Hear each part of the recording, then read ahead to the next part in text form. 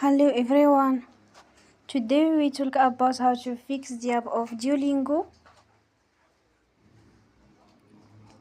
We will go to settings.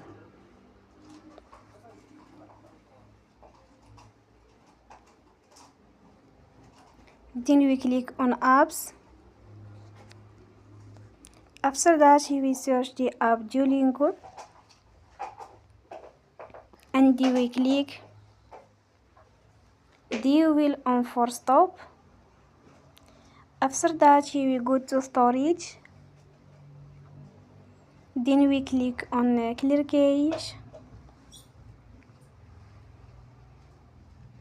We will go to Play Store and they will update you app.